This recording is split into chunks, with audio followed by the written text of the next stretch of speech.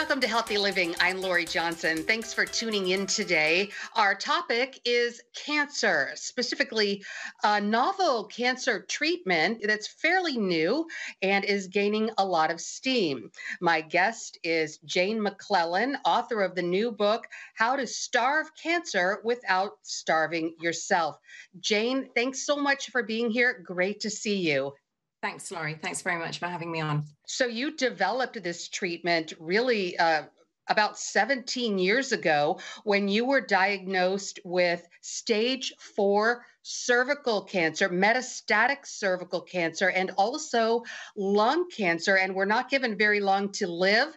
And here you are 17 years later, and you basically developed this treatment for yourself to save your own life, which it did. And now you're sharing it with other people. How does that feel for you to share what you've learned with the world? How is it going so far? Well, I have got an enormous number of followers now, which is terrific. I have a specific Facebook group called Jane McClellan Off-Label Drugs for Cancer, because it was the off-label drugs, and these are low toxicity drugs that are not normally prescribed for cancer.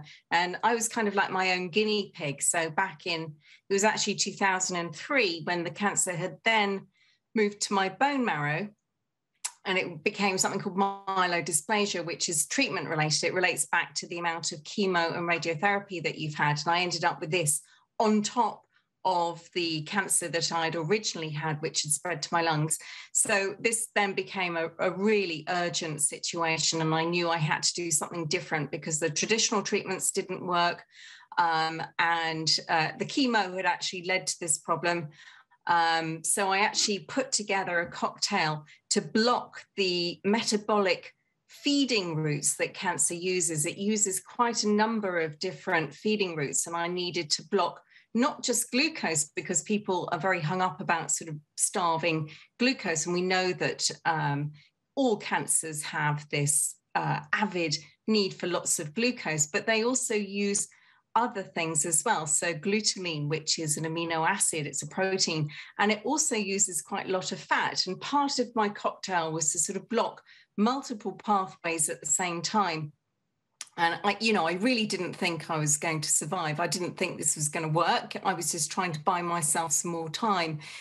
This was a complete leap of faith for me, because I didn't know this was going to work. Nobody had done it before. This was an entirely new approach to getting better. And I've worked out many of, I have a science background. I'm a chartered physiotherapist by training, and I understood quite a lot of the medical terms and a lot of the things in PubMed that you need to research in order to try and understand this. And there were a lot of things that I realized had been overlooked by traditional treatments, such as the glycolysis, which is an abnormal fermentation process that goes on in cancer to pull in glucose. And effectively, I worked out a combination of old low toxicity drugs that kind of block multiple pathways at the same time. This is kind of like how we eventually got the cure for HIV, was using a cocktail approach to block off the ability of, in that case, the virus to mutate and use different pathways. But in cancer, this is what happens. It mutates, and that's why we get resistance to treatment, because it's not able to overcome those different feeding routes. It's metabolically very flexible. And this was only discovered back in 2015, how metabolically flexible the cancer stem cell is. And the stem cell is what we're not currently treating with conventional treatments at all. Well, I found it very fascinating reading your book, and so very gratifying, in fact, that you did have this extensive scientific background so that you could do a lot of this absolutely fascinating research.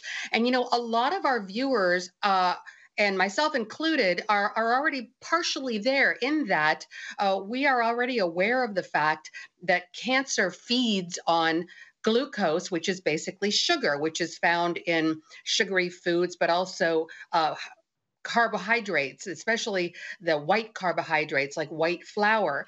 And so we're told to cut out these types of things, and that can Yeah. starve the cancer cells. But you actually take it much further than that, because you're saying basically that the cancer cells can mutate after that. So if you deprive them of the glucose, they start feeding on some other things that are also in our body. And really, it's just too difficult to make your diet so that you don't eat any of the things that contain the types of things that feed the cancer. So you basically then take certain off-label drugs to help block these pipelines that feed the cancer cells. Am I describing that right in layman's terms? You are. Yeah, yes, you are. You're absolutely right. And there are a lot of supplements as well that will help block those feeding lines, like curcumin, ursolic acid, quercetin, sulforaphane. There are lots of supplements that help starve the cancer as well. So it's a multi approach that you need in order to block the different pathways. But yes, if you block the glucose pathways, it can switch to using glutamine, which is this amino acid, or it can use fat as well. So my combination was lovastatin, which is a statin that blocks the cholesterol pathway. I also took dipridamole, which is an antiplatelet drug, which blocks an alternative. This is like if you block one, it then goes up this other route. So it's an alternative cholesterol route. And every cancer cell will need to have cholesterol blobs on its surface. That's how every cancer cell needs cholesterol. So blocking those two cholesterol pathways with the dipridamole and with the statin was really effective. But the statin also blocked GLUT1, which is the main glucose receptor. The dipridamole also blocks something called nucleoside salvage. There are many different routes that the cancer can use. And I used a cocktail. I didn't know it at the time. I was kind of, I worked it out eventually, sort of exactly how I'd done it. And I've come up with this triangle map of glucose on one side, glutamine on the other, and the fatty acid pathways at the bottom.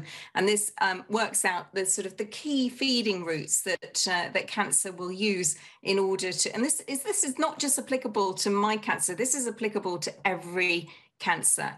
They don't all use the same routes equally. Some cancers use different routes predominantly and less of other routes. So that's where you get the difference of the phenotypes, which is the expression of the cancers. They all vary a little bit. And this is work that I'm now doing now.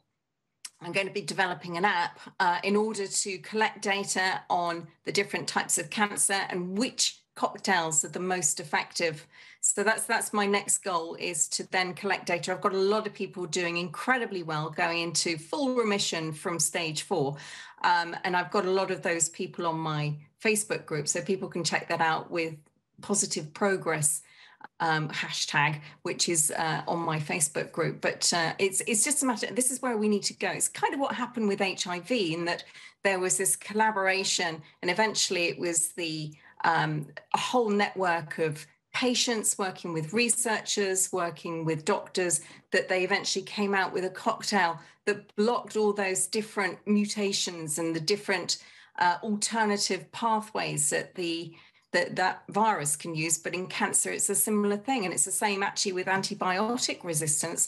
We just need to work out what it does to switch and actually become resistant. And then we need to work to block that. You'll find that Big Pharma has actually given up on trying to create new antibiotics. They just want to look at different ways to actually make the antibiotics that we have work more effectively. And it's the same with cancer. We have, I believe, all the drugs and equipment that we need now in order to cure cancer. We're just not getting the right cocktails. Well, the book is fascinating. It's called How to Starve Cancer Without Starving Yourself, written by Jane McClellan. We're going to take a commercial break and be right back. Stay tuned. Welcome back to Healthy Living, and we are continuing our discussion with Jane McClellan, author of the book, How to Starve Cancer Without Starving Yourself. And Jane, your personal story is just amazing. It's so heartbreaking at the very beginning, because you were given this terminal diagnosis, and yet you were able to overcome it and offer hope to the millions of other people who have also received diagnoses for stage 4 cancer. And I just find it just extremely hopeful and something that so many people should consider. And you say you've had a very good response from other people who were in very dire situations, right? Absolutely. And it's not just patients who are contacting me saying, oh my goodness, my cancer's disappeared. It's actually doctors now writing to me as well, saying they're using my approach with their patients and they're getting really good results. And these are integrative doctors. These are the ones that look beyond the sort of the protocols which you're given by the NCCN, which is the National Cancer Guidelines. And they most oncologists will not step out of that parameter or do anything different. But I do have a list of integrative doctors on my website, so people can look there to find doctors who can help. In fact, there's the Care Oncology Clinic who have, they started off in London actually, and then they branched off and they've got a clinic in the US as well now, but people can Skype or Zoom with them. And they do a cocktail almost identical to the cocktail that I put together. So you can start off with them, even if your oncologist will, poo-poo this as they often do and say there's no evidence, because of course they're looking for randomized clinical trials. But of course, doing trials with these old drugs, there's no money in it. They're very cheap. No pharmaceutical company is going to get any recompense for doing that. So unfortunately, this is going to be word of mouth, the kind of patient revolution that I've kicked off. I have to say it's picking up momentum, which is terrific. And I just want to keep that going. I want to keep the pushing ahead just to try and get the word out that there are these options out there. Because when you're stage 4, you're very often told that that's it, there's nothing more that they can do for you, but that just is not the case. There are a whole host of different things that you can do. And you mentioned before about this metabolic theory. A lot of our viewers might not really recognize that term. We know that most oncologists recognize the cellular theory and attack cancer that way. But when you talk about a metabolic theory, a lot of people recognize that term metabolism, and they know that it has to do with food. And this is really sort of the same type of thing, where the types of things that we eat and drink can feed our cancer cells. And you have come up with this cocktail to basically these drugs that basically block the effects of these things. But this is really a treatment for people who have already been diagnosed with cancer. And I was sort of reading it as a way to prevent cancer, because you brought out a lot of really interesting points in your book about how harmful things are, that like sugar and carbohydrates. And your mother, who was dying of cancer, you tried to convince her to stop eating these types of foods, but her doctor said, go ahead and eat them, which now looking back, you saw as really problematic. Can you elaborate a little bit about, at the very least, how we can change our diet to prevent cancer and also minimize the spread of cancer? Well, the best things, I think, is intermittent fasting. That way, you're kind of blocking all the routes in one go. So the glucose, the glutamine, and the fat. Actually, if you do some intermittent fasting, and by that I mean you eat in a smaller window during the day, you don't have to starve. You can do it. You can starve for sort of 5 days on the trot. But if you do either the occasional day off during the week, maybe 1 or 2 days off during the week, or you finish eating at about 6 p.m. in the evening, and then you don't eat until 11 or 12 o'clock the next day, you are actually giving your body that rest to recuperate, to regenerate, to replenish the healthy stem cells, your natural killer cells, which help to fight cancer. This refreshes the body. We overeat. All of us, the Western population, just overeat far too much. We've lost track of what we really should, the normal quantities that we should be eating. And all of this overeating is really bad for our metabolism. The rates of diabetes and obesity have just soared. And all of this actually then relates to being able to feed the cancer much easier. If you have a good, happy metabolism and you're clearing out your system and doing this intermittent fasting, your chances of having cancer are slashed. We're going to take a commercial break and be right back. Stay tuned. Welcome back to Healthy Living. We're continuing our discussion with Jane McClelland, author of the book, How to Starve Cancer Without Starving Yourself. And Jane, your protocol, your treatment for cancer is absolutely fascinating. Please tell our viewers one more time about where they can get the book and get more information about the treatment. My book's available on Amazon, or you can go to my website, howtostarvecancer.com, and the online course is really useful. People are finding that alongside the book to teach them, the videos are much easier for people to understand. So my website, How to Starve Cancer, the online course, and I also have my Facebook groups as well. So How to Starve Cancer Facebook group, Jane McClelland, Off-Label Drugs for Cancer group, start there, and if you have cancer, please go to my website, find yourself an integrative doctor who actually understands and knows about my protocols, because I have a whole list and it's growing. Thank you, Lord. It is growing every week. I get more doctors on board. Well, there's so much need.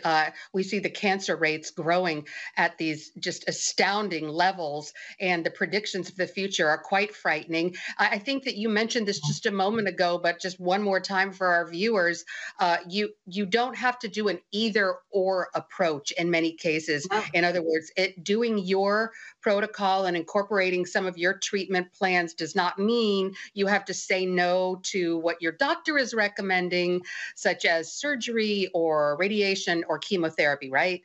Yeah, because those treatments, the chemo and the radiotherapy, they're quite they're quite black and white. They just only treat the fast dividing cells. They're not getting the stem cells, but they are useful because you want to eradicate those fast dividing cells as well. But it's the cancer stem cells that are left behind because they are slow dividing. And at the moment, oncology are not treating those at all because they don't know how to. And the trick here is to starve them and to actually block their metabolism. And that way you actually get rid of the stem cell alongside the fast dividing cell. There's only about 1 in every 10,000 cells in the tumor that's actually a cancer stem cell, but they are the dangerous, tricky ones that are metabolically flexible, that switch their feeding routes, that mutate. They're the really tricky ones that actually get left behind, and then they spawn these new tumors in different locations as well. So it's a matter of getting both. And Right. I do encourage people to keep looking at having their chemo radiotherapy treatments. I'm not the kind of person that says, avoid that, just do this. This is mine, do mine. No, we've looked at chemo and radiotherapy. We know work, but Right. they only work to a certain extent. That we don't have the correct cocktails even with those. And, a lot of people think of stem cells as good things because we often talk about them that way. But when it comes to cancer, I like to think of stem cells like cockroaches. You can bomb them and kill everything else around, but the cockroaches are always the ones that survive and they come back. And that's what you're basically saying stem cells do is, you can kill the cancer almost, but it's those stem cells that remain and then they grow again and the cancer comes back. And your treatment does attack the stem cells. All right, we're going to take one final break and be right back with Jane McClelland. The book, once again, How to Starve Cancer Without Starving Yourself. Stay tuned. Welcome back to Healthy Living. We're talking with Jane McClelland, author of the book, How to Starve Cancer Without Starving Yourself. Jane, you mentioned moments ago about ways to prevent cancer, and you talked about staying away from sugar and intermittent fasting, which so many of us do every day, only eat within a 6-hour window. Talk about some other ways to prevent cancer. There are lots of supplements that are really useful. I took something called Berberine. This is actually a natural version of metformin, and you can buy this anywhere. This is now readily available, and it's a very useful supplement because it works on many of the same metabolic pathways that the metformin uses. Not all of them, they are slightly different. They're not exactly the same, in terms of what they do. But Berberine is brilliant, and that was part of my cocktail as well back when I was, in 1999 when I first started getting the secondaries and having to look at upping my game. Sulforaphane, which comes from broccoli sprouts, brilliant. It actually stops something called cysteine, which is an amino acid getting into the cell. This can be brilliant for prevention, but also cancer uses, this is a problem with cancer, it kind of switches to use things that can be beneficial for you initially, like cysteine. Now that helps prevent cancer, but actually when you have cancer, it produces an antioxidant called glutathione, and glutathione can prevent your cancer from being killed by chemo, radiotherapy. So it's actually something you need to look at swapping and changing with the treatment. You know, prevention and treatment are two completely separate things, and people do get a little bit confused with what you do to prevent to, you know, what you do to actually treat yourself. And you don't have to do the full starving protocol to prevent it. You know, that you need to be looking at a well-balanced diet, the intermittent fasting, and some key supplements would really help with that. And one thing that really caught my attention when I was reading your book was dairy does seem to be quite problematic, and also really too many meats, you know, maybe. So for those of us who are just, you know, generally living and generally trying to stay healthy, maybe not so much dairy or meat. Anything else just from a just general dietary perspective, aside from supplements? Saturated fat. Cancer will use saturated fat to protect its membranes, to stop them being broken down by chemo, radiotherapy. And you need to have more fish oils. Fish oils are really, really beneficial. So, you know, the right type of fat is really critical. And you need to have a high quality olive oil as well, extra virgin olive oil that contains hydroxytyrosol, oleocanthal. These are elements in an olive oil that you won't find in the cheaper brands, and it's worth investing in some really good quality olive oil. I have a brand on my website as well, which is fantastic. It has 5 times more of those components in it than most olive oils, and this can help protect. It's got great results for sort of helping with cancer and also for Alzheimer's as well. Well, unfortunately, Jane, we're out of time. I just want to thank you so much for being here on the program today and for your outstanding work. Thank you once again for being here. And one more time, how can our viewers find your website? howtostarvecancer.com, and they can find my book on Amazon as well. All right. Well, thanks again for being here. And thanks to you viewers for tuning into this edition of Healthy Living. I'm Lori Johnson, and we'll see you again next time.